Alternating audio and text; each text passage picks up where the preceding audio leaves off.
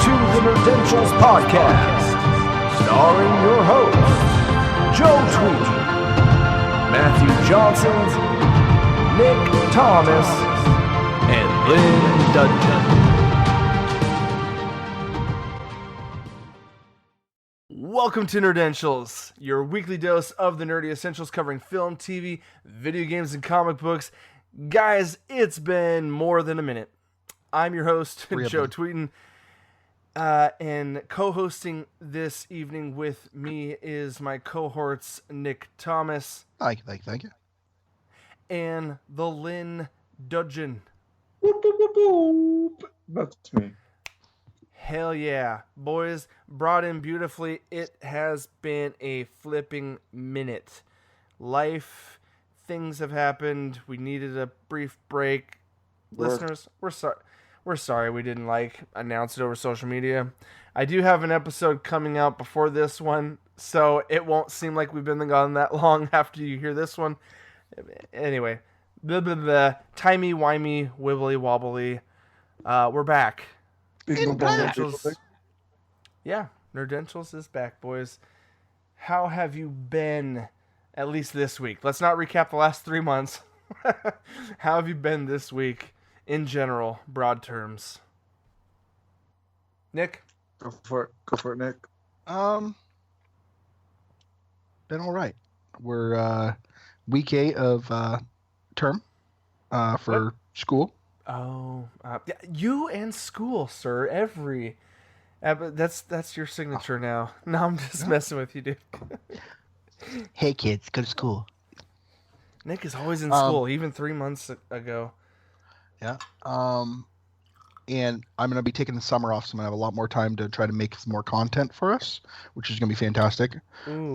I decided Let's not make any promises, Nick. We're really bad at that. I stepped back from work and stuff like that so I can focus on my family, focus on school, because I had a little bit of a medical scare. So he's doing fine, guys. Just a couple things he had to check into. Yeah. Lynn, what's the follow-up to that? Last I heard, it's been a lot of work. Let's see. A week to re-download Destiny 2 on Xbox. Literally. But it's not because Literally. Xbox is slow. It's because... No. Oh, guys, the internet Nevada is rubbish. You know why this is funny, Lynn? Literally. Your statement about this is funny is because, guys, listeners, you'll have just learned in our previous episode that I've been so late to getting uploaded. Talks about us excited to get Lynn an Xbox. Like, that's how old the episode was. It's been more over a month ago. And we were talking in the episode about how excited we are to get Lynn an Xbox because Nick is upgrading his and gonna send you his old shit. And guess what, guys? That old shit croaked. Wicked flashbacks. Wicked flashbacks. I'm sorry. It's not your fault, bro. It's just an old machine. So, guys, the power strip went out at first. But and then no. And then the fan went out. Okay, go on, Lynn. You tell the story. It was the capacitors in the power brick. And then when those blew, I am assuming, due to those going, that they sent an overcurrent through the fan and it killed the fan. So I must iterate. That was a first generation Xbox One with the original power brick, so it hung in there for a while. Just so everyone knows, yeah. And I would like to warn all those out there that if you do have your original power brick, I would recommend upgrading because the original power bricks have dry capacitors in them. And dry capacitors have a lifespan. I know a lot of people don't understand this, but liquid capacitors are better because they have a better cooling rate. Dry capacitors do not. That is why transformers on power lines have a mineral oil in them, because they have a better cooling rate. So, The more you know. know. Nick. Upgrade your power brick. A lot of the I only know this because a lot of the equipment that I work with, because I am an electrical, deal with capacitors, and most of them have liquid capacitors. Anything that is old and does have a dry capacitor to it is within a lifespan, and you can almost down to the hour get it when that capacitor is going to fail. So I would recommend upgrading your power brick if you do have the capability to. Guys, that's right. We are also in part an educational program in addition to news and pop culture heat. But other than that, Lynn, hey, you've finagled yourself a fancy new fan and gotten the Xbox running at least, and then you re-downloaded Destiny, which, because of your unbelievably snail mail pacing internet, has taken you a full week to download Destiny 2 all over again. Exactly, and that was just the base game, no expansions. It took a fucking week. So Len, are you in a position to show our viewers how your Frankenbox is running? We need to show this. If you guys, okay, real quick, listeners at home, go to YouTube. Forewarning, it is pretty ghetto, but it works. I just got to say though, ingenuity. Yep, that's pretty smooth there. The switch in the background also helps. It diverts fan energy back towards the Xbox. So, hey, whatever works, right? Exactly. And honestly, I have to say that the that little clip on over there, which was maybe $3 or $4 from Walmart, it is very efficient and it cools the Xbox quite well. Nice. I would recommend that you do clear the dust out if it has been a long time since you've ever thought about dust. But I know when I was initially troubleshooting my issue, when I vacuumed it, I took a vacuum to it and I sucked all the dust out of it. That's actually smart, yeah. Robin's vacuum actually filled up the whole canister off of it, so it's a good idea to clear off off the Xbox. Off the Xbox. Yeah. I took a can of air to that before I sent it to you. Dude, okay, with the can of air, you got to think, what are you doing to it? You're blowing the air into the Xbox, so you're pushing dust back in. Yeah, air cans is a long traditional cleaning method, but it's one of the worst methods you could do to an enclosed computer. You do realize I'm a computer technician, right? Oh no, I'm not knocking. I'm not knocking you at all. Your ability to understand capacitors and electrodes has nothing to do with your cleanliness of dust. When I started working for this place, they told me to carry a shop vac in my truck, and I was like, well, why would I carry a shop vac? I got an air compressor on my truck. I'll just blow it out. And they go, when you blow it out, you got to think it's like pressure washing a unit. So when you blow it, it's going to spread out to somewhere else. When you suck it, you're containing it. So what you're saying for our viewers, it's always better to suck than blow. It's always better to swallow than blow, but yeah.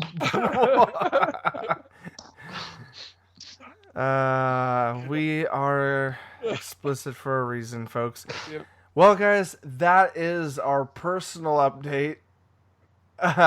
This is going to be a little bit shorter this week. We are short one Matthew Johnson, our fourth host. If you guys are new with us, new to the podcast, just a quick little housekeeping. If you want to see all our content, videos, articles, other crazy nerdy shenanigans, just go to this one fantastic place called Nerdentialsmedia.com. .com. That's right, folks. The .com is true. But on a quick hit, if you don't want to invest a whole lot of time in a single website, you could just hit us up on Twitter or Facebook under the same name at Nerdentials. You can also find a lot of our same stuff on YouTube. We do have a channel on there. Yes. If you just look up Nerdentials on YouTube, you will find 100% of all our videos, at least. Everything from trailer reviews to movie reviews. The podcast itself is in video form, guys. Let's so plays. If you want to see stuff. our ugly mugs, you can go there. But that's it, guys. And you can always, with questions, comments, literally, guys, we want to get a little more, have a little bit more of a back and forth with people listening here. If you guys want to ask our opinions on something, just shoot us an email or on Twitter. But the email is nerdentials@gmail.com if you guys want to have a little back and forth with us. Or even better, if I'm right, on our webpage, we actually have a link for our Discord channel. And yes, every video and podcast, including this podcast right now that you guys are listening to, in the notes, there is a link you can click on that takes you to our little chat, our little online chat room full of categories and other nerds called Discord. Just go there. This thing is always blown up on us. On our phones. Awesome. We're on it all the time. So, all right, guys. Hey, let's get this thing going. It's going to be a little bit shorter. We've got a couple reviews and a little bit of news and speculation on stuff coming up. And guys, don't worry. We've got a Avengers Endgame spoiler cast coming, but we want all 4 of the nerds here for that. And we wanted to definitely give it time, so we did not actually spoil it for anyone. So we have given you plenty and ample time to watch the movie. Yeah, it's 4. And if you haven't, it's your own fault. It's 4 weeks out now from the time that the movie came out at the time of this recording. So this will be going up on the 5th week that the movie has been out. So, and guys, quick side note, it's made $2.6 billion in the box office currently. It's dethroned the Titanic. It's right behind Avatar for highest grossing film of all time. We'll break down those details in the spoiler cast, but I'm just saying, it's made that much dough. If you haven't seen it, too bad. That's going to be your warning right now, and we'll give you a warning at the beginning of the spoiler cast, of course.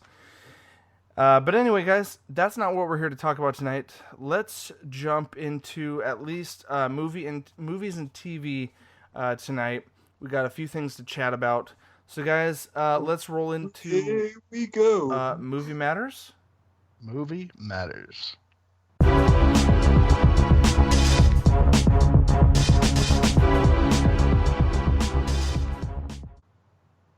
Guys, All that beautiful footage. roll Welcome that to Movie beautiful Matters. bean footage. Welcome to Movie Matters. So, guys, I haven't seen any films lately, but I have heard 1 or 2 of us have this week. Lynn, would you like to go first? I haven't actually seen any movies due to the fact that I've been working, but Snap. I have seen a couple. I've seen a couple trailers, one of which would make one of our members cringe and run away. Ooh. I've I seen know this exactly too. what I you're know talking exactly what you're talking about. That is the I can't place it. it. It seems a little vague that you say it like that, trailer. but I do know who would be upset, and he's not here tonight. So, It's not here tonight. But I will say Believe it or not, soulless gingers do get scared. that if you are into like the Metalocalypse, the G-MILF, this is the trailer for you. The GILF. no. This is a GILF. Anyone that has seen the trailer of what we're talking about will instantly cringe at what Lynn just said. Guys, okay, let's not bury the lead. We are talking about It Chapter 2. The Stephen King novel It. Chapter 2 is coming this year, and the trailer has dropped. Woot woot. And I'll never get to see it. Right? Por qué, amigo? I never should have made that promise. I promised Matt I wouldn't watch it till I watched it with him. You're bad. You're bad. No. I thought it would be a good incentive to get him to watch it because he knows how much I want to see it. But I promised him I wouldn't watch it with him. But he called my bluff, and I can't go back on my promise. Okay, since Matt isn't here. Well, hold up. What are you admitting to right now, Nick? You still haven't seen it? I still haven't seen it. Oh, dear. Okay. Since Matt isn't here, what are the odds of you ending up at Amy and Joe's the week of July 4th?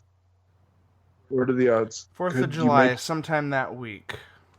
Actually, depending on when Gretchen gets her, if she gets a new job or not, may be better than it has been, specifically for the fact that I am not working or going to school right now.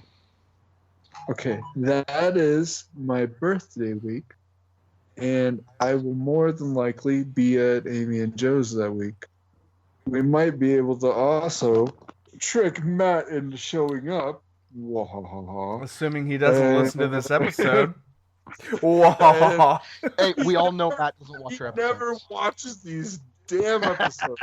No, it's true. If we don't say anything about this episode, he actually probably won't hear it. So listeners, here's your chance to follow us on social media and see our every move leading up to freaking Matthew out. He's terrified of the clowns. Just force him to watch the damn movie, and we'll record it while he's watching. So I'll bring the duct tape. You bring the eye splints. I have 350 feet of nylon rope that I will bring with me, and I know how to use every last inch of it. I know where he lives. You said every last inch of it. Oh, sorry. I'm an adult. We're gonna have to black bag Matt. Is that what you're telling me? Yeah, maybe. Potato sack his head. You know, yeah, I've got guys. I've got a solid idea of what we can do, and I'll talk to you guys off air. Okay.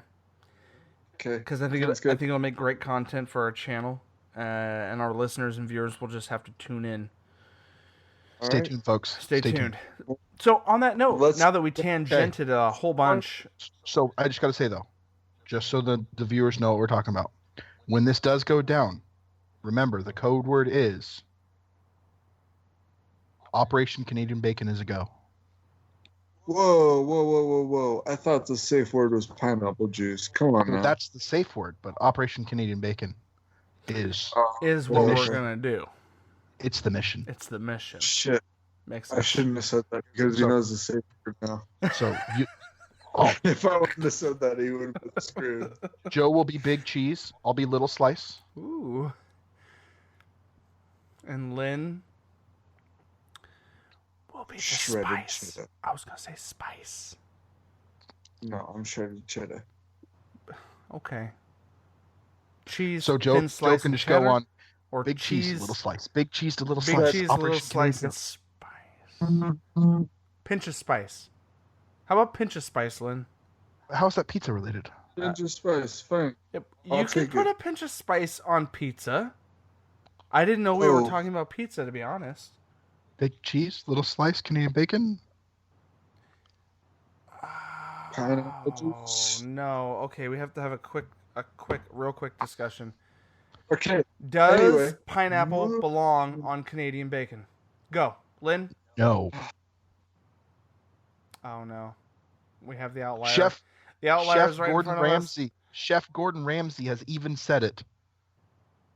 Pineapple does not belong on pizza at all.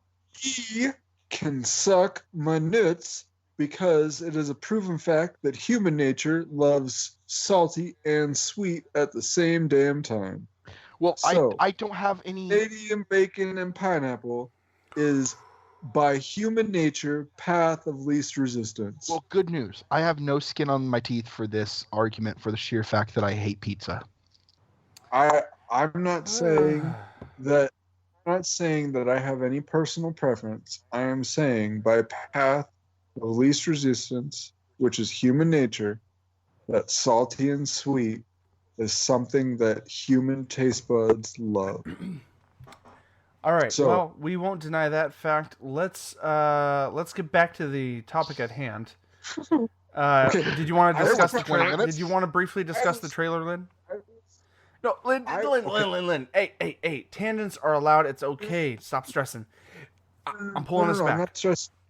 I'm not stressing out. I'm saying, do you want to actually dive into the trailer, or do you want to move on to the next topic? Well, our brief statements on how what we thought about it. We won't dive into it this week. Trailer. I'm going to give a brief perspective as to what it is, and it is the redhead from the original movie is older. She goes into the house of a citizen of the city that they lived in, and that citizen is an elderly folk. Okay, little does she know that elderly folk is, by the end of the trailer, you are let known the daughter of it. Yeah, I mean, if we break it down, I mean, you're being super vague, and that's fine. And the actress that plays as the older version of her is Jessica Chastain. She's playing Beverly. Beverly is the character. Yeah, Beverly. Okay, Yep, but yeah. I was trying to be very, very vague for those who haven't seen it yet, because I would like for them to go out and see it. Okay, here's the thing. Because I'm going to just let the listeners know right now that we will go much deeper next week in some of these things, but we're going to be kind of short and sweet tonight. You need to go. If you have not seen the trailer, you need to go, because there are so many hidden things within that trailer that a lot of people missed out on. But go watch it. I know it's going to be creepy as AF, but watch it. So what I'm thinking might be a good idea for this episode, since we're kind of coming back, let's do this as a hype up episode. We're going to tell everything, all the trailers that we want to see, and the next episode we can actually go in depth on these trailers. Fair enough. That's why I was kind of trying to keep it sweet. No, and you're perfectly fine. I know, Lynn, I'm sorry, dude. Moving on to the next trailer, I would like to go on to the next one that I'm super excited for, and I'm trying to con Robin into going and seeing, is Once Upon a Time in Hollywood. Okay, yeah, break that down a little bit, like what you were telling us off air. So, like, no joke, it is Quentin Tarantino is the director of the movie. I mean, obviously it's going to be, I don't know, it's a love-hate relationship with the guy, but I love him. I really appreciate his art form. The lead actors in the movie are Leonardo DiCaprio, Brad Pitt, Margot Robbie, and a few others, but you will have to go check it out for yourself. And it plays as the movie in the 1970s. And I can't remember if it's Brad Pitt or Leonardo, but one of them is the main actor and the other is the stuntman. And it glorifies the horror stories of Hollywood, and it also shows the good sides of Hollywood. Holy cow, this freaking cast is lengthy, bro.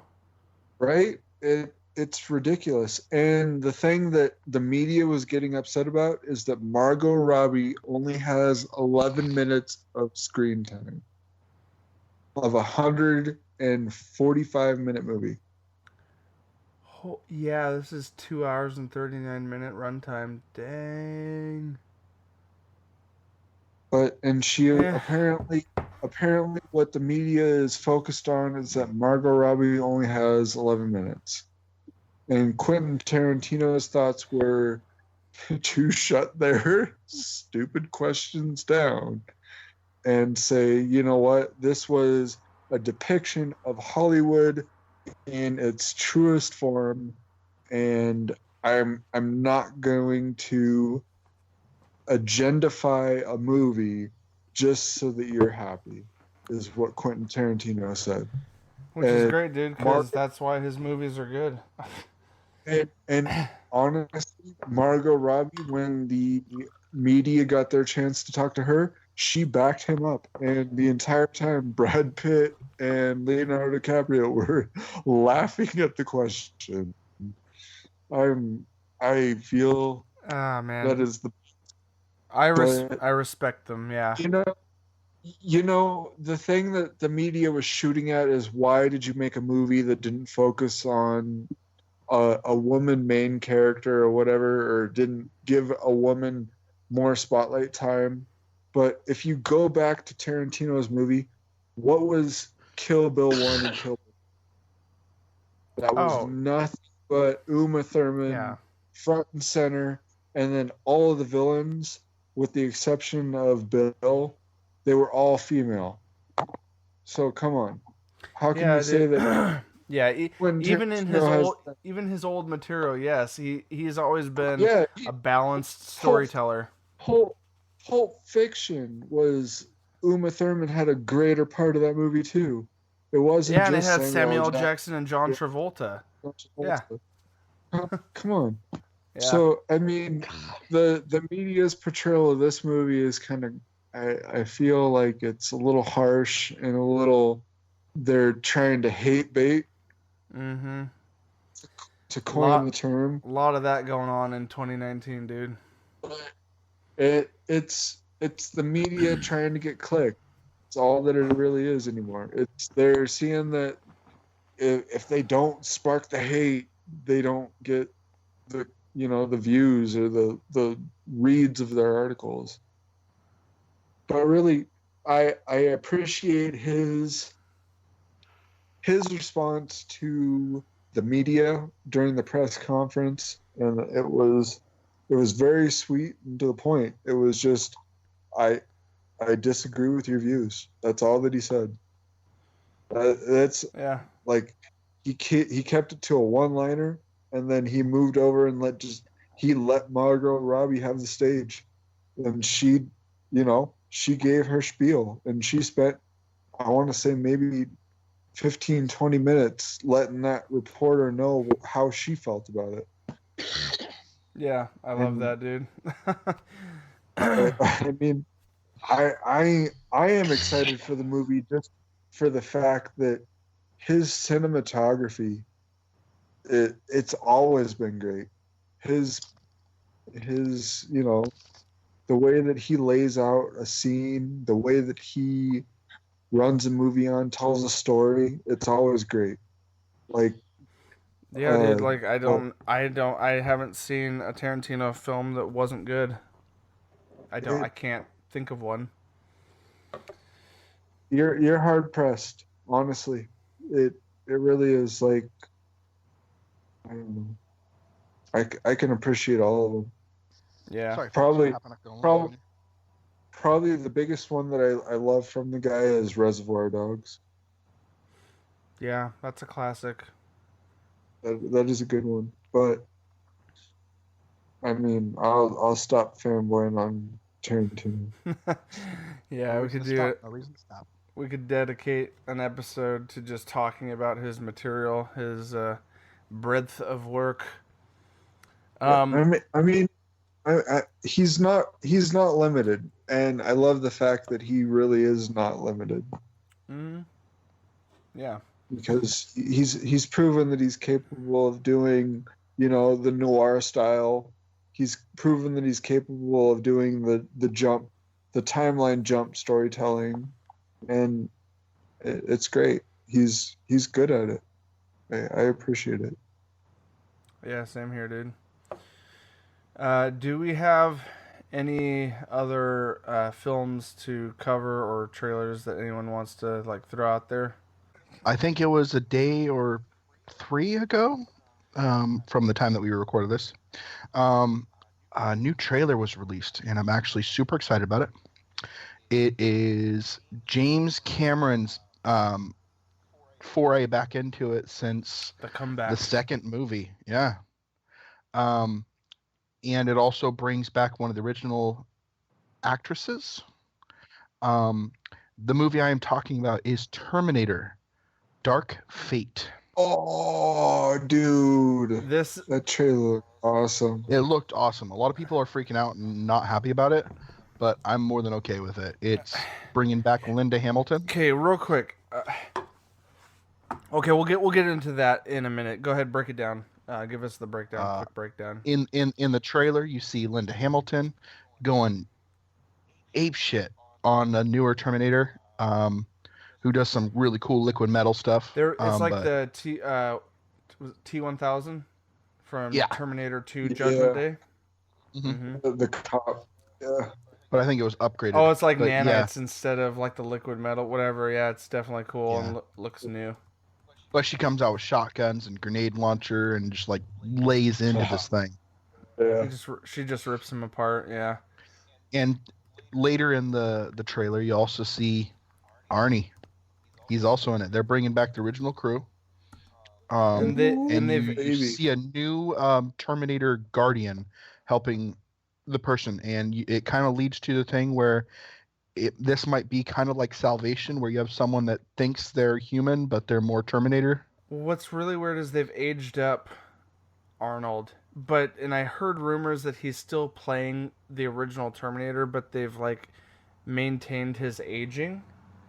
So I'm curious as to how that's going to play into the plot. You know what I mean? And then the new chick you're talking about who thinks she's human, she's like more close to like Westworld synthetics than she is old school Terminator, and that's interesting. Yep. And it looks good. You don't see the crazy like Arnold jumping through helicopters, but you see the can I throw this the in old there? school like can I point this out in that trailer?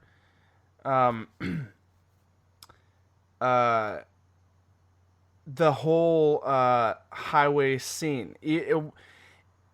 It's one of the biggest things, one of the hugest things that Terminator 2 was given praise for was that whole highway chase scene. And here we are seeing a very practical scene again with an interaction of them jumping between vehicles while this new T3 whatever thousand thing black nanite creature is like driving this shovel massive sized dump truck towards them, and there's this whole highway combat scene, dude, and it totally brings me back to the nostalgic iconic highway chase scene that we got in Terminator 2. So that gives me excitement and tells me, okay, James Cameron is definitely back. And because as we know in the media, we've been told they're retconning the last two films, Salvation and Genesis. Yeah, 3, 4, and 5 are getting retconned, and so we're going straight back to this being a direct sequel to number 2. Yeah, it just makes you know that James Cameron's back into it. And we haven't actually seen a good Terminator movie since Judgment Day. So I'm hoping this brings back and grounds the whole series. Also, another perk, Tim Miller is directing this, a.k.a. Deadpool 1, Tim Miller. Yep. So James Cameron is producer, and Tim Miller is director. And he is fostering Tim Miller to run this thing. So, but that's definitely a trailer I'm excited for. Another trailer we may have talked about. What? Go ahead. Concluding thoughts. What's our psych level, I guess, on Terminator? No numbers. We're all excited. We'll probably do a review episode of this. All of us will go see it. Dude, that trailer, I do have to say, the hype train is like full steam ahead.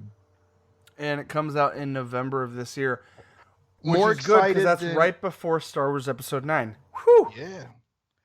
So where I'm lying on the excitement level, I'm more excited than I was about the Sonic trailer, but less excited than the Avengers trailer. Okay, hold on. Whoa! I'm trying to wait. I'm trying to compute what you just meant. Wait, hold up. I will say, give it a minute. let them re-release the Sonic trailer because the They've already studio said did say they're gonna that they are change going him. to re-CGI Sonic. Yeah, just to let y'all know when it comes to Sonic news right here. Sonic was probably one of my favorite cartoon characters ever. And when they first said they were going to do it, I was like so excited. Then I saw that trailer. I'm like, what the hell did they do? That is not Nick? Sonic the Hedgehog. That's Sonic the Manhog. Nick, I don't know about Lynn's background, but you and me, I think I could go toe to toe with you on Sonic lore and fandom. So I think you and me are in the same boat regarding our opinions. But one thing Yeah. that I'm actually very excited about, and Hold a lot on, of people weren't. hold up.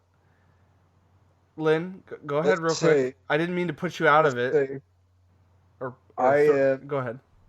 in the original Sonics. I am at Green Zone 1, and in the Dreamcast Sonics, I am all the way through Adventures and Adventures 2. Nice. The only ones that matter. Everything after that can go just die in a dumpster fire. Yeah, I mean, yeah. We might as well Yeah. talk about it. The Sonic trailer. What was It's a little bit Sonic old news, but we at Nerdentials has not Shadows made 2? their opinion on it yet. What- But what I was what going to was say is Shadows- good news is they pushed it Shadows back to 2? 2021 Holy crap! Well, they need the time, right? If because they're going going to to fix redo it. all the CG.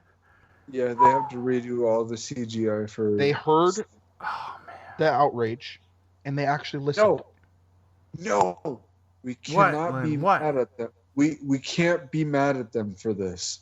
They are listening to their community. They're listening to their fan base. Yes, everyone be Unlike- happy. This is a great thing. This Yeah, is a no, win none of us for are saying that, Lynn. fans. Who's mad? Who's mad? No. There's a lot of people that are upset that they're having to wait until this comes out. Oh, But whatever. you They're need- fixing it. Yeah. No. You need to calm down. You need to understand. They're actually listening to you. This is monumentous. Unlike like there's EA, Activision, those guys do not listen. They don't care. They're about the bottom dollar. This company, Paramount, and the directors of the Sonic movie are actually listening to the community of Sonic and saying, hey, we get you guys. We understand that this was a bad representation of Sonic. We're going to fix it. Give us a minute. We'll get it down. And we're going to make you guys happy. We're going to do you right. And just you have to be patient. It's like The positive I want to take, like if we're just like if I was to say one thing that I want to add that I got out of the trailer, aside from the atrocity of the representation of the character, Manhog. no, yeah. Aside from everyone's opinion that I share regarding Sonic's appearance and the fact that our beautiful anime character has human teeth, I don't even want to go into it.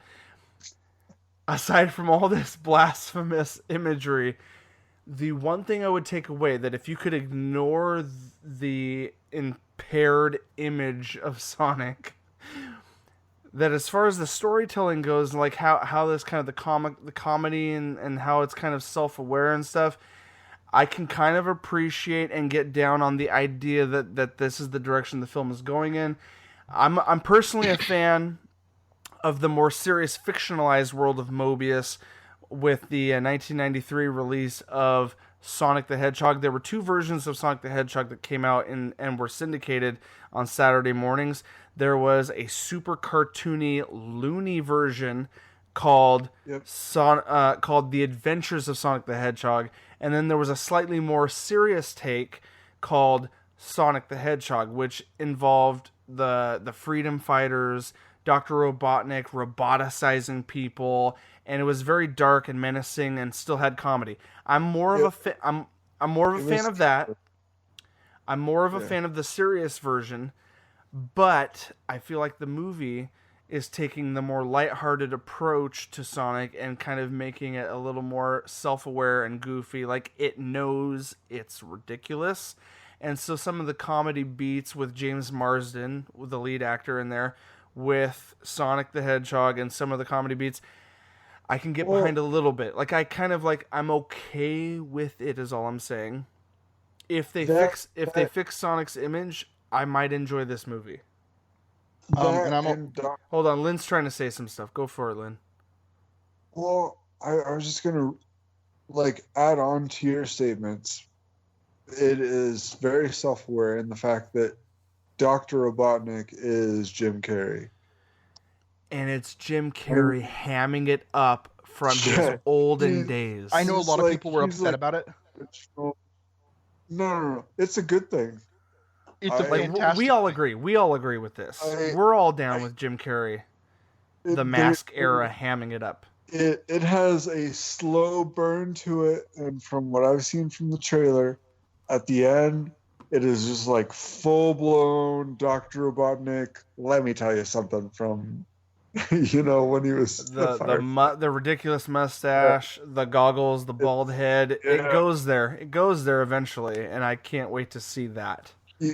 He goes from calm and collected Jim Carrey to in living color Jim Carrey. Fucking let me tell you something. Fucking The Mask, all of it. I honestly think if they're gonna take the time to redo it and do the animation, redo all the voice work, put Steve Urkel in there, and get the proper voice. Jaleel White, aka Steve Urkel, get him back. Pay him the money. Get him in there. Oh my God, he did the best. And will for always be Sonic the frickin' Hedgehog. Yes. Yeah. That's like making an animated version of Joker and not using Mark Hamill. Right? Yeah. Exactly. Yeah, totally. I was just going to use the reference that people need to calm down and let them redo it in the instance of when how the founders of Nintendo said that a great game will be delayed, but a very poor game will be rushed and forever be poor. And I feel like Hideo Kojima is a good example of that. And this, you really got to give it the time. You got to let them redo it and make it. They're trying to listen to you. Take this as a win, folks. They don't normally do this, and they actually listen to the outrage. Yeah, this is a historical event if it actually pulls off the change, because no one in Hollywood has ever listened to petitions or outcries on what they saw in a trailer and then had said studio fix it. Like this is going to be kind of a historical thing if it works out. And it's not exactly the cheapest thing or the most time efficient thing. They're listening to you. They're hearing your outcries that you don't care for the way that Sonic looks or the way that Sonic acts, and they're trying to fix it. So they're trying to make it right by you and your representation of Sonic. So give them the minute to fix it. I mean, come on. They're trying to make it good. Don't criticize it until they're done.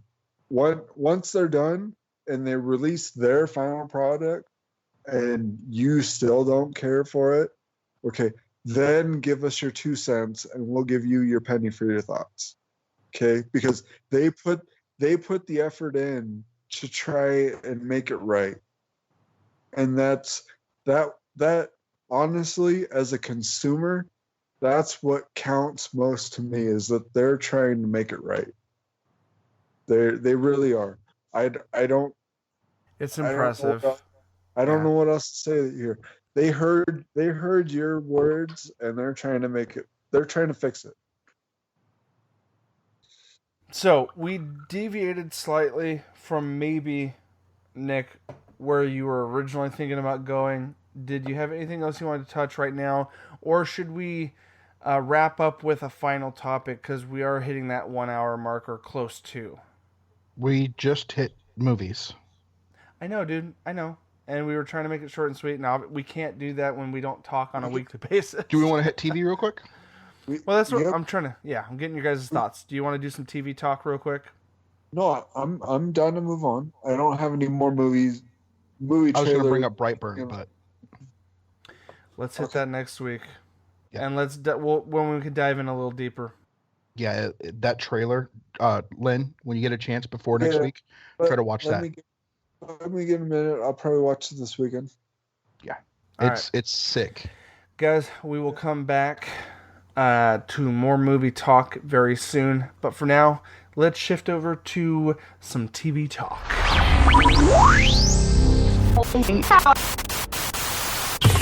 Welcome to TV talk, guys.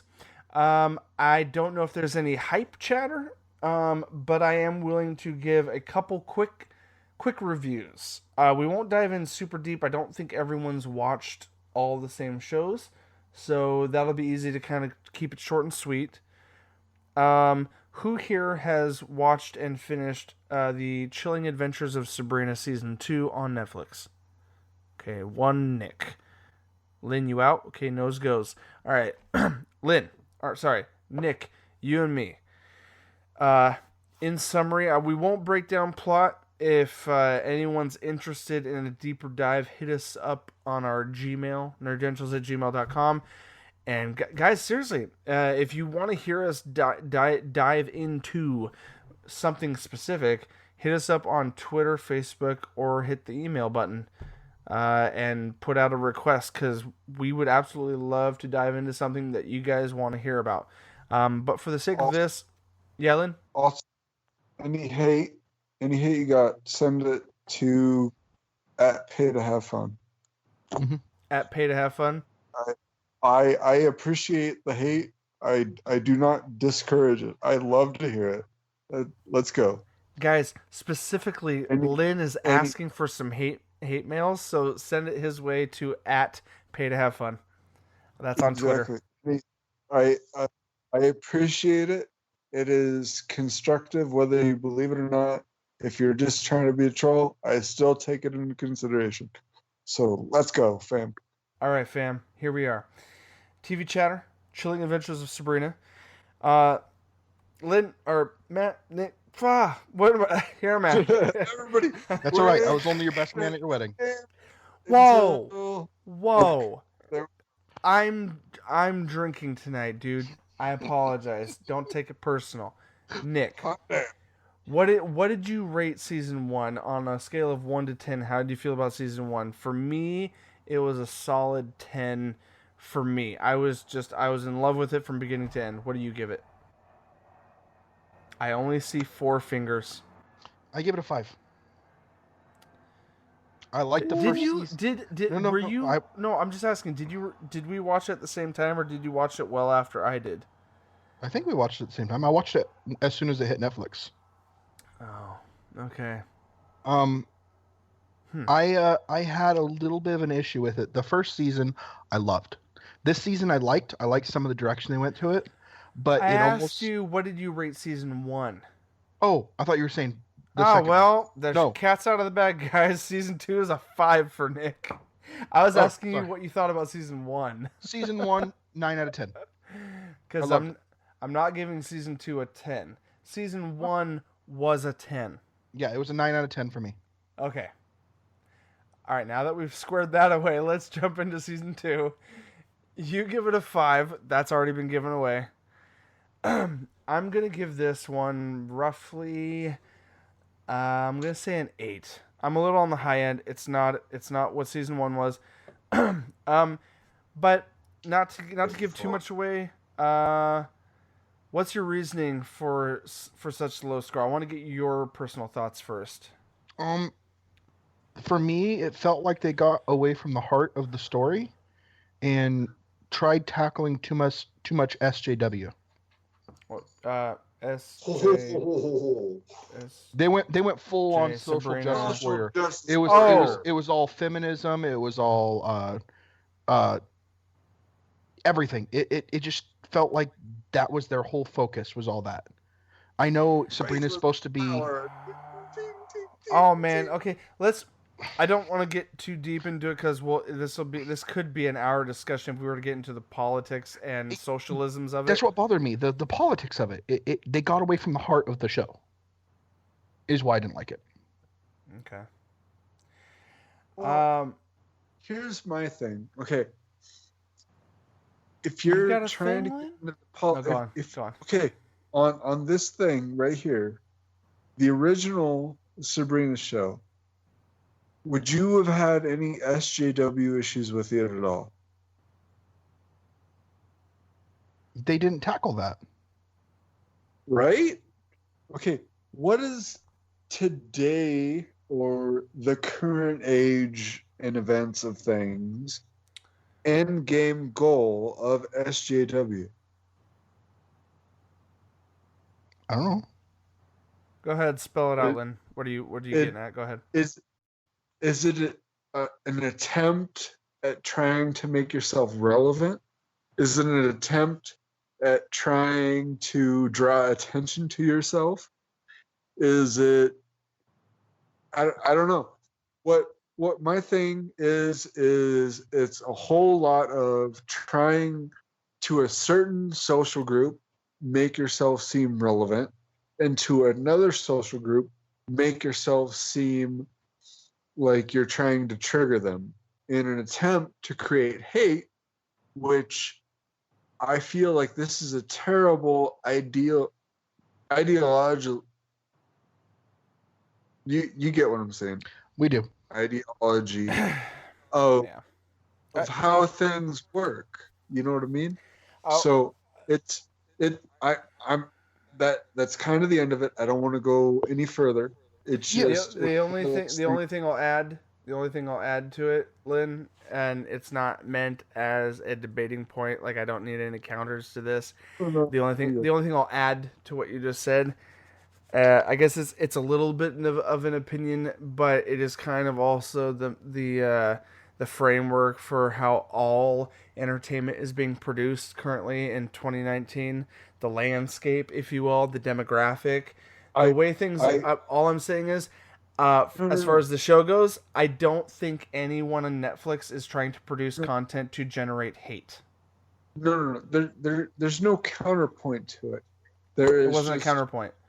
No. You just said, are they doing it because of this, or are they doing it because of that? Right? You asked the question.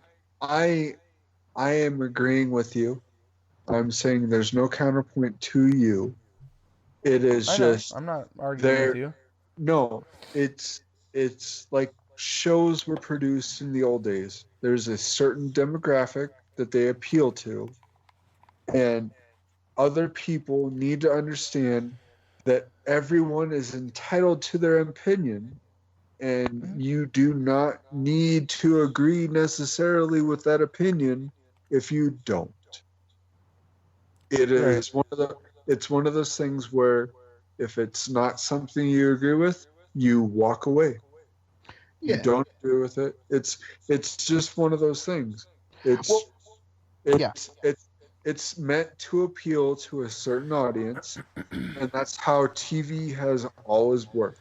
There's a certain demographic that they agree that they're supposed to depict to, and this show is meant to depict to a certain audience. Yeah. And you just got to understand, if you don't agree with it, you don't align with that demographic. That's all that it is. Well, my problem with it was the first season, it addresses the whole her battling her witch side and her human side, trying to find a balance between it, trying to stay good without dipping into the evil, and maintain. And it almost felt like they got away from that whole fight in the second season, and it all turned political. Here's the only thing I'll say. Hold on, Lynn. You didn't see this show, right? You haven't watched it. So let me just make a point to what he said. I'm trying. Okay, you hit it, and then I would like to get an understanding from someone from the outside looking in. So you hit it. Go for it. Okay, my perspective is coming from one that is on the outside looking in, because I hold no particular fandom for Sabrina. I never read any of the comic books. I barely watched any of the original sitcom that was definitely a comedy-based sitcom. I mean, hell, the Black Cat Salem talked the entire series. There's no talking cat in this version. From the outside looking in, I totally enjoyed the characters and their directions, the storylines being told within those characters. I do feel like, unfortunately, because of modern television storytelling, every network is trying to cover every aspect of quote unquote representation. So I don't mean to be offensive by saying that, but some things do seem to be overly peppered in for the sake of representation. That being said, we had a whole episode dedicated to one of the characters being gender confused at first and then self realizing what she believes herself to be. We've had a veracity. Well, there was a whole episode dedicated to sex, having sex with each other. Lupercalia, episode 3, completely covered just the idea of visceral hunting one another for the point of fornication. This show dips so heavily into biblical allegory.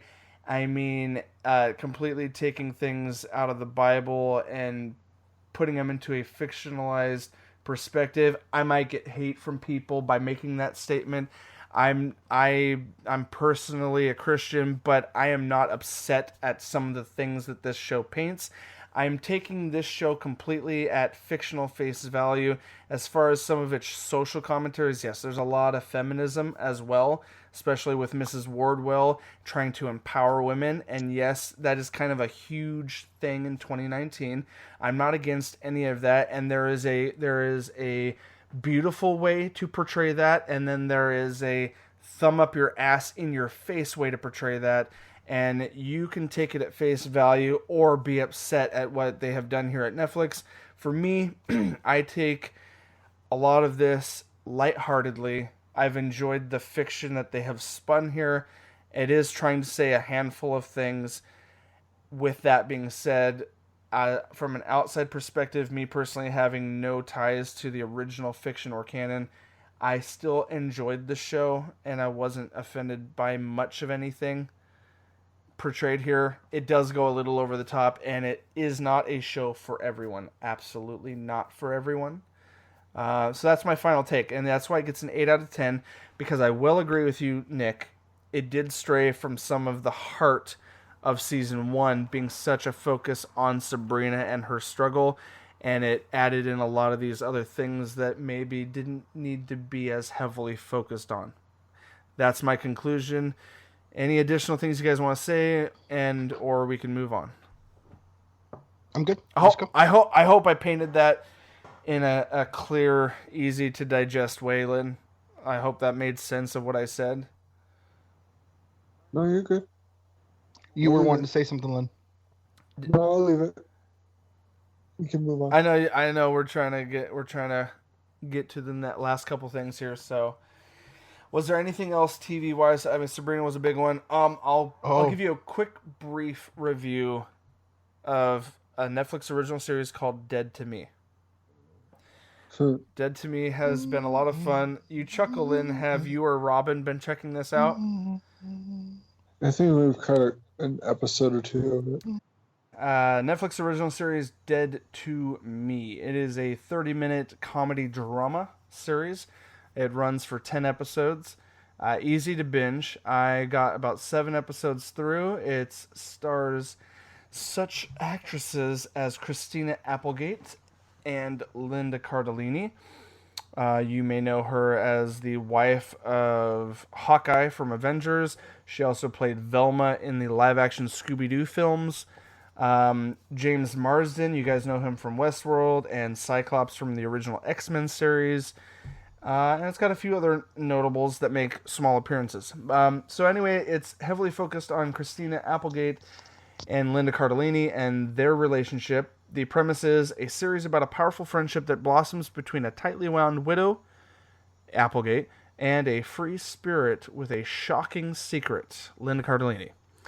Guys, this I won't go into it too much because a massive plot twist that just kind of continues to launch the rest of the season happens in the last 60 seconds of episode 1.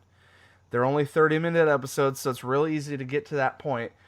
It's set up really well. Christina Applegate is a widowed wife with 2 kids, a teenage boy and like a 10-year-old son, 10 and 15-ish, around that age. She's just trying to get through life. Her husband was killed in a hit-and-run accident. They never found the driver or who killed him.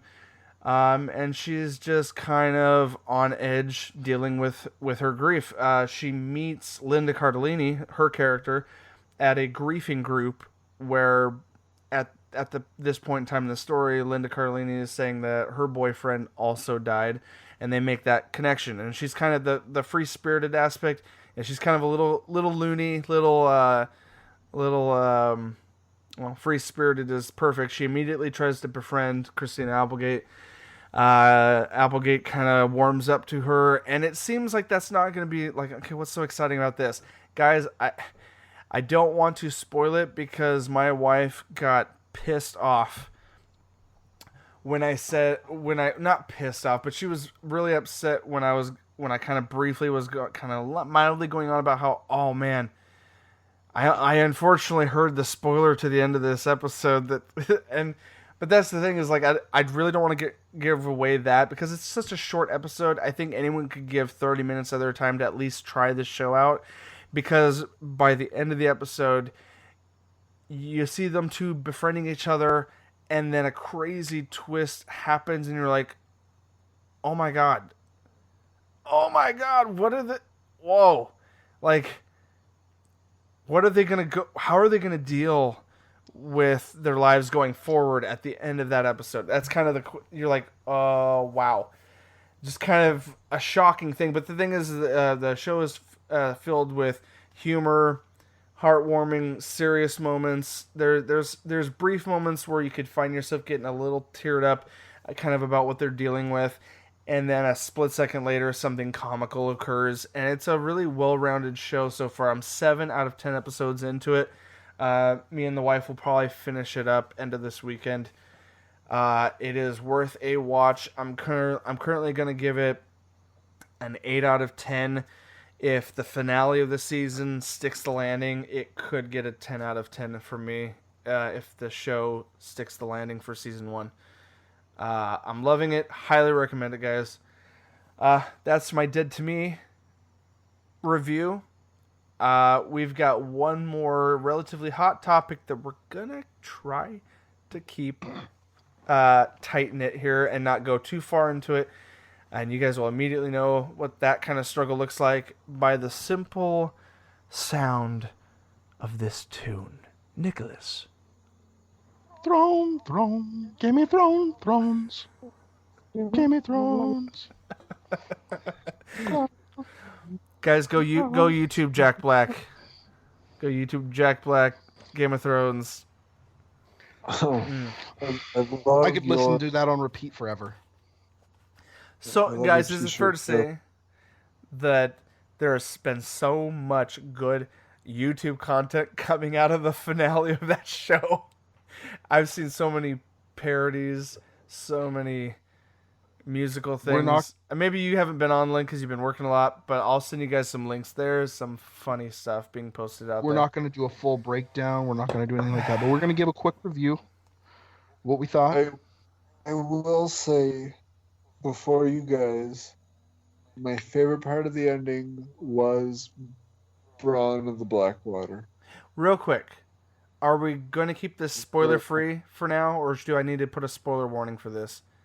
That show did end. You need to put a big old spoiler warning. Okay, guys. Spoiler. All right, here it is. I have no ability to hold back. Yeah. Okay. I can't. All right, then hold on. He's more broken than Bran. I have been working so much, and I've still been able to watch it. Anyone who hasn't seen it can suck it. Spoilers. Okay. here is your spoiler warning. Warning. Spoiler alert. Warning. Spoiler alert. You have been warned.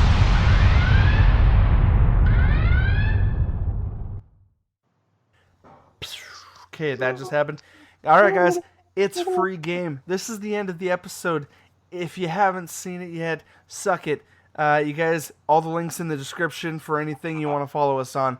That's it. All right, here's our Game of Thrones free ball talking on our feelings about things, and it's not going to be a deep dive this time. We will do it soon. Lynn, drop it like it's hot.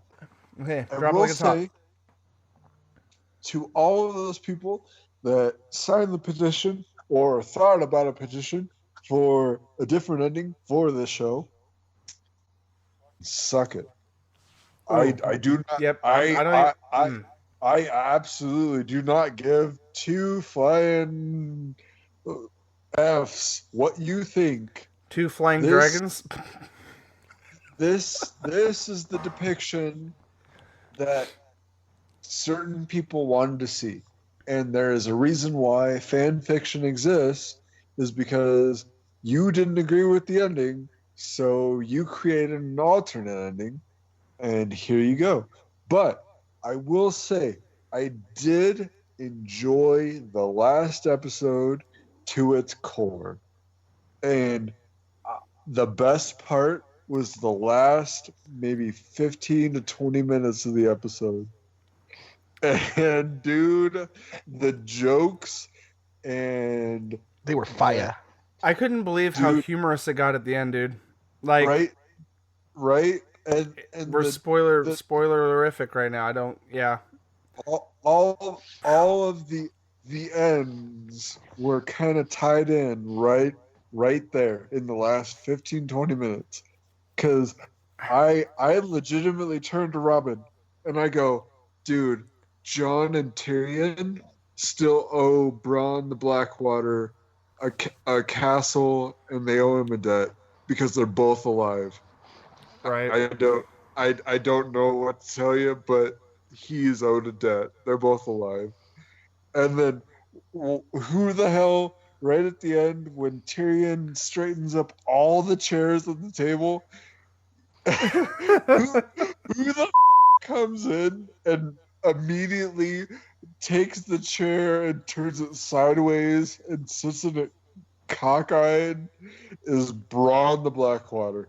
And then it's Who's immediately now the followed master by of coin? Master of coin. Master of Coin. Go figure. The Who better? sword. Who better This than the sells- man that loves coin? The guy who knows money, right? No, And then- I can honestly say this turned out a lot different than any of us expected. Oh gosh. It. Yeah. Yeah. And I have- I have. Okay, seeing Sam in the robe with the chains was As the Grand Maestro? fantastic. That was Dude. perfect. I had to say he deserves it. Yep. Everything with like Sir what's his name? Which one are you? Who are you thinking of? Describe, like the Like- uncle. No, Khaleesi's love that she couldn't love, but Jorah. he Sir Jorah. Sir Jorah. Everything that he put into curing the Grayscale. scale, Yeah. grayscale. Dude, I have to give it to Sam. And the fact when all of, the Tullys, the Starks, the Ironborn, and, Sir Robin were all there at the end, and they were depicting how all the nations should be represented, or how all the kingdoms should be represented. Yeah. And Sam says, "Hey, we should have a democracy."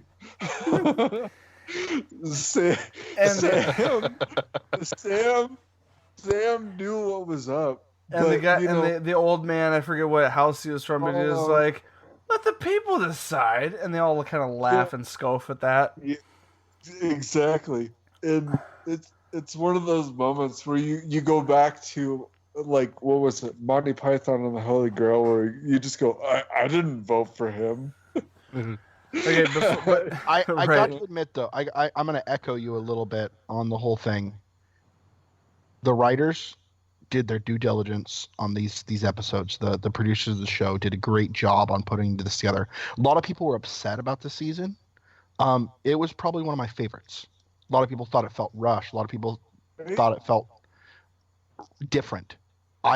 They made it very, not to be punny with the name, very stark in contrast to the other seasons, with different things. And it felt like one of the emotionally deeper seasons out of all of them. I have to concur with you, because you have to get down to character builds, to what would that character do. And honestly, you know, at the end, when people hated the way that Daenerys acted, you have to think, where did she come from? What's she been through? What's it taken to get there? And why would she stop? I'm sorry, this is the best way I could put this. Daenerys pulled a Trump. She did exactly what she said she was going to do. She said it from the get-go outside of the city of Essos, that she was going to burn that city to the ground. Well, I think the thing that concreted it was when they decapitated Grey Worm's, you know, Missandei. I mean Missandei. Missandei. Yeah, when they decapitated her, and before that she said, "Burn it." Yeah, Did there you guys was get the meme? 6 times. Did you guys understand that? Muck Sunday. Her name's Muck- Missandei. There's a meme about it. There's a meme about it. There was There's probably way- 6-7 times that you can count that Dany said, "I am going to burn that place to the ground." Well, the thing that gets me is, okay, she started burning it, but why did the the green stuff underneath start going off? Because it already the went fire was off in setting the it off. previous season. Yeah. Well, what's her face set it off?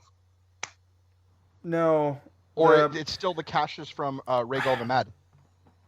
Well, no. There were people that were saying. Real quick, guys. Real quick. I haven't even given you Okay. my thoughts at all, Right. and we're diving a little deep into the weeds here as far as breaking shit down. We absolutely need a spoiler cast for this. Yes, we do. I need to tone it back. I'm sorry. No, it's fandom, dude. Like we're all of us are excited about what happened. Okay, before we go any further, I will say all those people that have posted on Facebook, "Hey, I'm that 1% that doesn't actually watch Game of Thrones or hasn't seen an episode."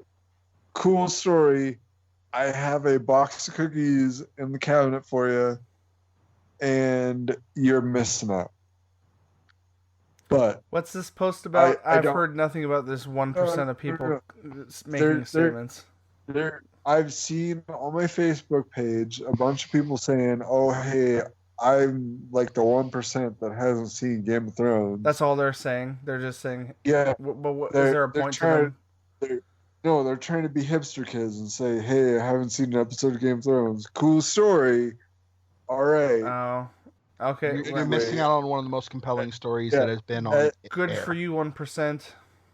At the end of the day, you will end up watching this and catching up to it, and you're behind the times. And So- here we go. So You got a cookie.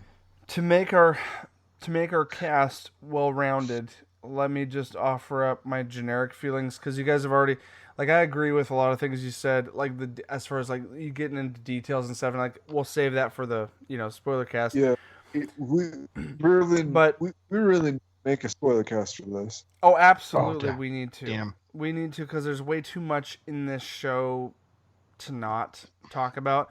So I'm gonna try really hard to put a capper over this as far and just give you guys a third perspective or a third feelings about it, and then you guys, can shun me, shame me, or disagree or agree. But so I don't think you know. I don't think you guys know or expect what my overall thought is here. My general feelings. I loved season 8, and I absolutely enjoyed how the characters ended. As far as where they ended up, all of it. Like, I enjoyed all of that. Like, where they ended up. I kind of put myself in a weird spot because I wasn't prepared to unfold anything beyond that. I was like, oh, wait, no, I'm trying to cap it off here. So I don't want to stir up a crazy heated conversation here. I do have to say, okay, these are just unique opinions, okay? It's not meant as it's going to be a debate, not an argument, and I don't want to do that right here. I honestly, wherever you end it, I have a finisher for it. Okay, perfect. Okay, here goes. So, like, I loved what they did with the comedy and humor at the end. I fully respect and appreciate where each of the characters ended up. Yes, it was expected that Danny would go crazy. Like, I kind of expected that, even though season 5 and 6 made us fall in love with her and thought, oh, maybe she is the hope we need. But hold on. I'm not crazy by saying that, right? Keep going. I know there's lots of stuff you guys could say. I know there's lots of things you guys could say as I'm saying these things. So try to hold off for just a second. So mid-series, they kept showing us signs that they're, in my opinion, it's just my opinion. Okay, Danny could be the hope we want to see. And then, towards season 6 and 7, we're like, oh, Jon Snow is the guy we need. And then we kind of see these different things. They give us false hopes and misleading feelings about different characters. But I'm not stupid. I'm not ignorant to the fact that Dany showed signs of her heritage and the Mad King of being crazy throughout. Yeah, I'm not dismissing any of that. Not at all. Okay, so hold on. She showed signs of Aegon. Plenty of signs. I'm not dismissing that at all. And so I fully expected so what I'm getting at is I fully expected some of the stuff we got at the ending, like kind of the results. That I was shocked when Jon Snow stabbed Dany, but I kind of also expected it. Like, there were moments where I was still shocked, and just because I didn't fully read into it, or I didn't fully think about, okay, this possibility. I chose not to think. I purposely chose not to look at fan fiction. I purposely chose not to even think about what would the actual ending be. I just kind of let it ride out. And so the Jon Snow thing at the end did surprise me. The biggest shock, obviously, was Bran the Broken. I love it. It was funny. I do think it's fitting, but I was still surprised at the very end. The very end, the one thing I can praise the writers for is they still surprised me at the end, and I don't hate them for that at all. I appreciated where everyone ended up. Okay, that's my bottom line. Now, the only, and I know you guys are praise. I do only have one negative thing to say. Okay, go. Just so I can give you a basis for whatever you want to conclude with, Lynn. The only negative I will say, or the only thing I wanted out of this was I wanted more of the characters' endings to be fleshed out just a little bit more. And the only point of reference or fact I want to point out is the writers, Dan and David, D.B. Weiss and David Benioff, demanded more or less, and there's quote for quote articles dictating the conversation between HBO and the writers. Dan and David didn't want to go more than 7 seasons. They're like, no, we can tell the story in 7 seasons. And HBO said, we want 10 seasons at least. And even George R.R. Martin said in a recent video that he knew HBO wanted 10 seasons. He said, yeah, that would be appropriate. And he personally, as the author, would have loved to have seen 12 or 13 seasons. That's crazy. George Martin, you crazy, whatever. You did write a lot of beautiful shit. But in conclusion, the point is, you guys can hate me for this opinion. I know you don't agree with it at all, but our show is about variety of opinion.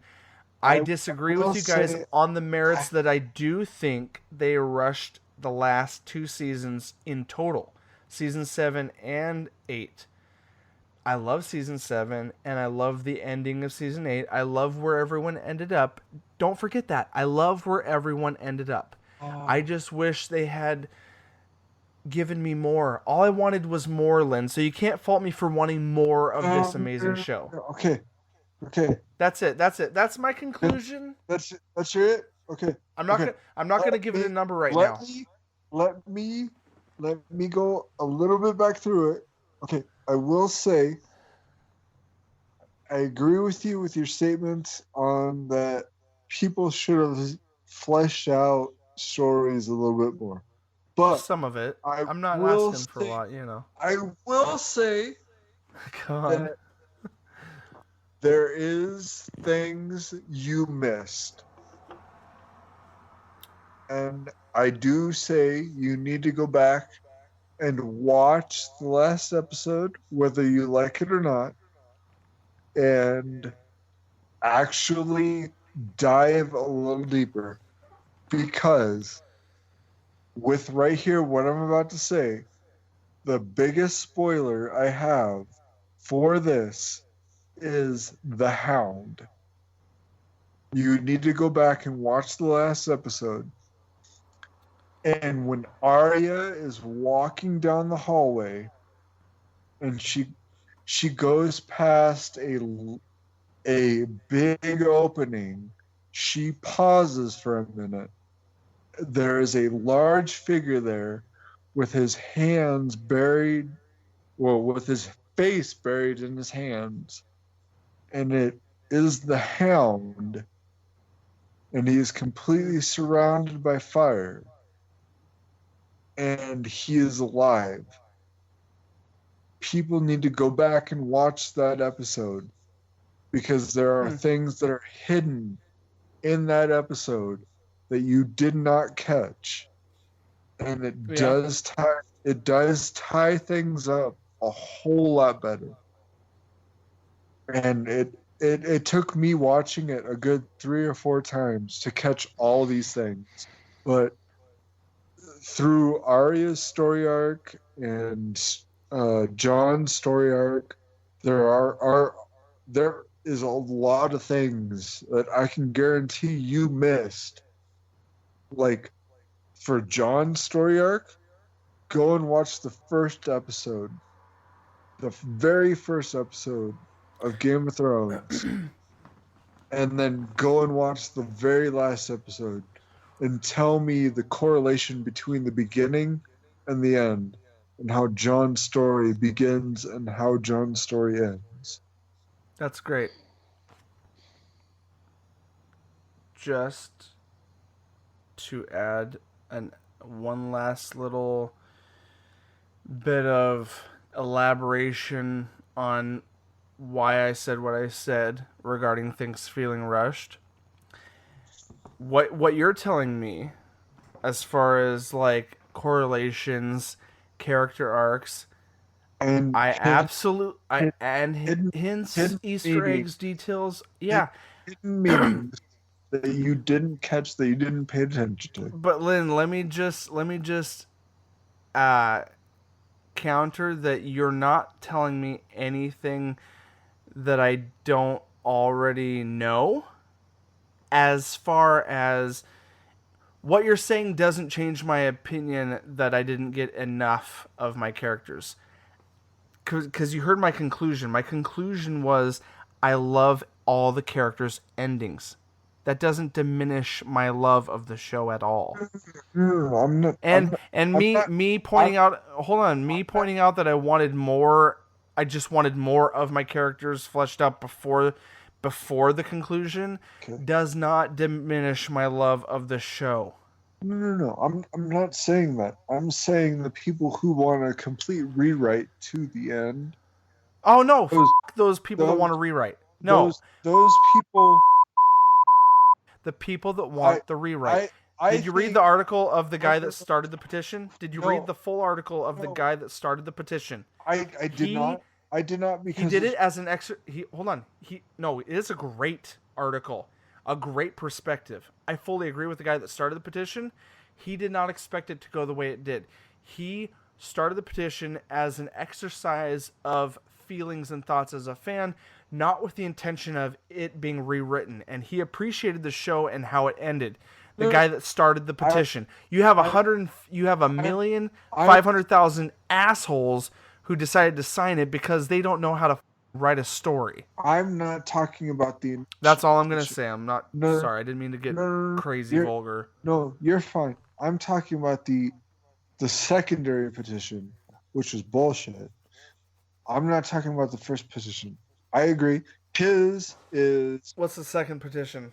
No, the secondary one was the garbage one, which was just people not liking the way that it ended, pretty much. Oh, I've not seen that petition. If you go looking for it, you'll find it real quick. Do you want to hear my hate mail inducing opinion? Well, okay, hold on. Before you get into it, I have one other thing.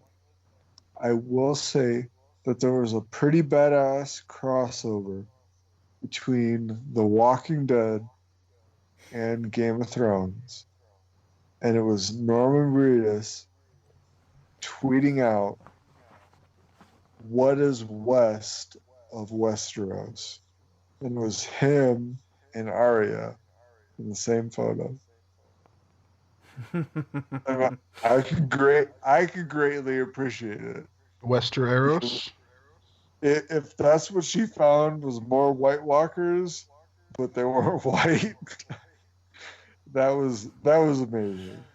I can get down because honestly, she's down with the living dead, and that's all. Living dead girl. Yeah. Just for shits and giggles, Nick.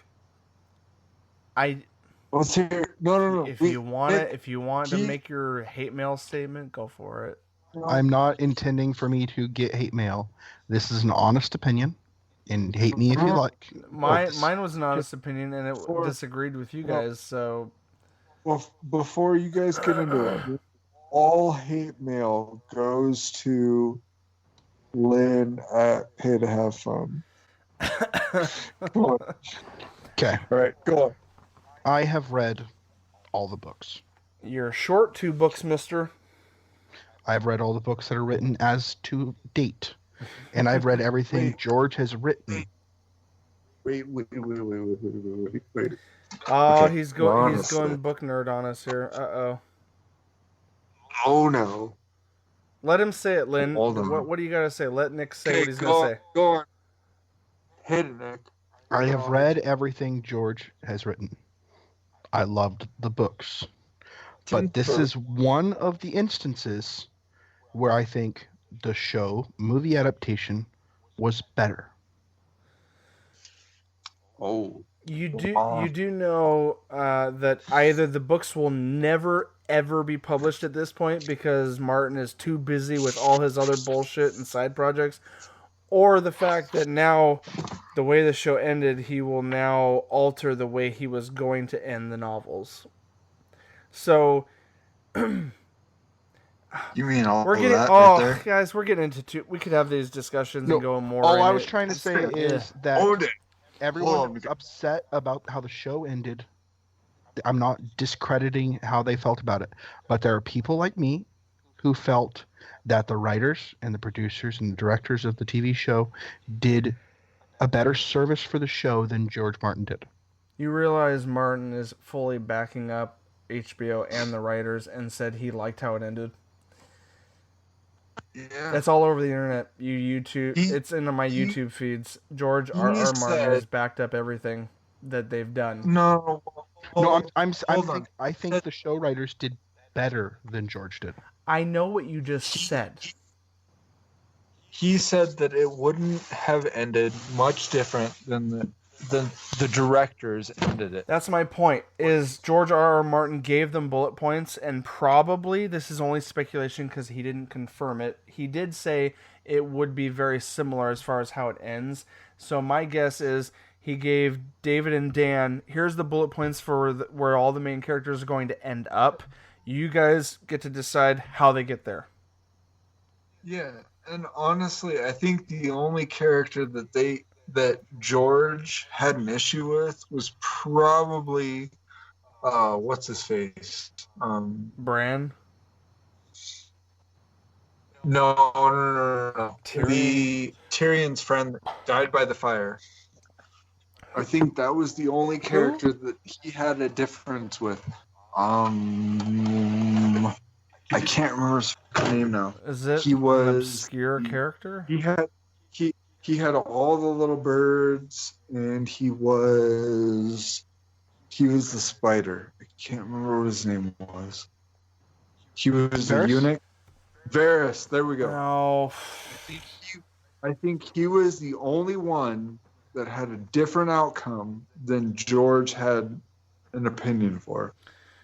Well, regardless of the author's opinion No. versus... No. What? I'm not disagreeing with you. No, I'm saying I have no problem with it. The only character that I'm saying could have possibly had a different outcome was Varys. Oh. Yes, all the characters that were focused on in the end were very much intentional to the author's outcome. like Bran, I have a feeling that Bran was ultimately the outcome for George. And probably still will be. They say season 3 poster spoiled it because you see Ned Stark sitting on the throne, and immediately to his left on the arm of the throne is a raven looking up at him. Yep. Yeah. Anyway, we all have strong feelings about how things went, and I think we can all agree we all love the show, and we all loved the last season. I just have some unique desires that do not coincide with you guys. You don't agree with any of them. No. And my desires of what I wish I got more of, and you guys are completely fine with how it ended, and that's fine. That's fine. No. I'm saying we're allowed our own opinions. No, I'm not saying that. I know you're not. Make your point. What's up? What I'm saying is there are several ends that have yet to be tied up that I am totally down with them making spin-offs of. Well, And we need to get into a spoiler cast because there is a shit ton to go into, and we could probably spend 2 or 3 hours on with each character. Shit, dude. Each character? At least I could. Like Brianna Tarth. I mean, Knight Brianna Tarth. Spoilers. That was already given, Lynn. We're fine. Now, yeah, let's. There's a lot of things to say. There's a lot of things to love. Like, I know I sounded like. I know. Even at that rate, Podrick. Come on now. I could spend a good hour on Podrick alone. All I'm gonna say is, I don't want. I'm sorry, Nick or Lynn, if I feel like I brought your mood down a little bit. I wasn't trying to say anything negative on a grand scale, you know? No. I feel like, as in Nick and I, we are entitled to our opinion. You are entitled to your opinion. And it is a great thing. Yes. That is what makes the world go around. I appreciate your opinion. So, I keep on trucking. I have to say, every season of Game of Thrones has always had a moment of like, hell yes, I'm so happy this is happening, to like anger, like that person needs to die type thing. But until this season, the show has never brought a tear to my eye. But this season did that. You're a cold-hearted bitch, man. Damn. I'm sorry. You never The teared night- up at any other time. Nope. The only thing that got me from this whole show was the knighting of Sir Brienne. Sorry. I'm trying to wrap up here, but I'm just like, I'm a little, you're blowing my dick off is right now is what I'm saying. Whoa. That's just a vulgar way of saying you're blowing my mind. No, stop it. Stop. That hurts the ears. This isn't even the recording. This is the live feedback I'm getting in my ear. Okay. No, hold on. If we're blowing your dick off, the thing that got me was at the end, the very end, when she goes to the book and she writes in every last word of Jamie's story. That is the thing that like if you could get goosebumps and like, oh my gosh, man, this is really tough, is when she's writing the entire Jamie's story all the way up until the very end. I'm looking at you, Nick. You look like you have a problem with it. And then she closed the book with wet ink. Oh, dear God. The nerdy details are coming forth. Both the page she wrote on and the page previously have her inscription on it. Come on now. That's the only thing you gotta think of. It was a beautiful moment. Don't think of smudge. That's a terrible thing. Don't think of smudge. I'm an Guys, OCD person. So I'm sorry. I know, and we understand that, Nick. We do here at But- Nerdentials. Like, my thing is the fact that she did the nightly thing of writing in the entire end of his story, Yes. all the way up until he died. Yes, Left his Brienne legacy. lovingly updated the Wikipedia page for Jamie. Exactly. And it was a beautiful thing. You could some fans are like, oh, they just f***ed Jamie's whole story arc. He was like a hero's hold on, don't correct me. I'm making a final statement that's not an opinion. It's a fact. People were complaining. I'm not giving you my opinion, Nick. I'm not giving you my opinion. I'm just making a statement that I do not need any more elaboration on. People complained, oh, Jamie's story arc is ruined because we looked like he was getting the hero's journey. He was going to finally break out of this. He got with Brienne. And then the fucking pod just... Oh, God, I'm going to have to bleep that out. Just pulled away from Brienne and made her cry to tears. And that breaks Brienne's arc because she's a knight. Why would she cry for him? I'll break it down real fast. One, it didn't break Jamie's story arc because guess what? Jamie is a person who is dealing with addiction, and his addiction is Cersei. Secondly, Brienne did not break her character from being a knighthood. She was crying not because she was sobbing for a man. She was sobbing because she knew Jamie could be a better man than Cersei ever deserves to have, and he deserves more because he is a good person at his heart. And it's a little bit of both. She was a virgin. He broke her virginity. At the same time, she's still that knightlyhood that she's not sobbing because woe is me, you're leaving me. Woe is you, Jamie. I'm crying for you. Don't do this. Conclusion. I gave you guys, the fans thought their story arcs were damaged. I'm agreeing with both of you guys. Their story arcs were beautifully fulfilled. Now, Well, I completely concur okay, with Nick. your statement.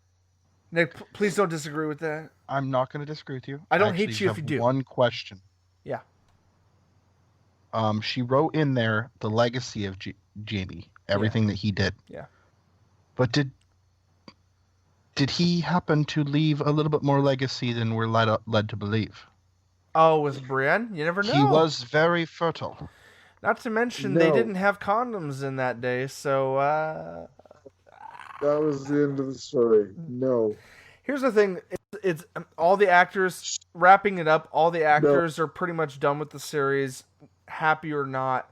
they've spent 10 years with this show. They want to go do other things. And George R. R. Martin and HBO have both confirmed there's not going to be any spin-offs of the characters currently in this canon. It's all 2019. All prequels. All prequels. And the most immediate series we know, a little bit of news, what we do know is the next series that has been greenlit and has currently got one pilot in production is a story that's going to take place 5,000 years prior to the Game of Thrones events. And we're going to hear about the origins of the White Walkers, the Children of the Forest, and the Golden Age of Man, leading to their Dark Ages. So 5,000 years in the past. That's the first series being greenlit. And there's a code name Blood Moon or The Long Night, which George R. R. Martin said he thinks would be perfect and loves the title, but HBO will probably have some sort of Game of Thrones moniker thrown in there next to Blood Moon. Who knows? Throne. It's all speculation right now. They haven't confirmed anything. But that's their feelings, and that's what we know about the future of Westeros. Or, at this point, not Westeros, Valeria. What in the butt? Guys, it's time to conclude. This is a 2-hour recording, probably close to an hour and a half once I cut out a few things. Guys, thanks for listening. If you've made it past the spoilers, probably only those that have already seen the show are making it to this point. Hey, sorry, not sorry. Sorry, not sorry. Guys, Nerdentials is back. We're going back to as often as we can, as far as once a week, as often as we can. We'll dive in deeper to some of the things we mentioned earlier in this episode. This has been some movie and TV talk tonight.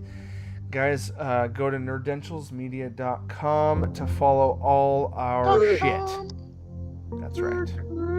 And later this weekend, we are going to also be filming an episode of Nerds Destiny. Quite possibly. Stay tuned. Yeah, and if you guys are into the video game Destiny, we currently have older episodes up, so go check it out. And a clan. You can join us. And a clan, if you guys are down with the D. Destiny. Fuck it. Now that I gotta work at the Xbox, let's go. Alright, guys. As for me, Nick, and Lynn, this has been your Nerdy Essentials. And as always, nerds, we'll see you on the other side.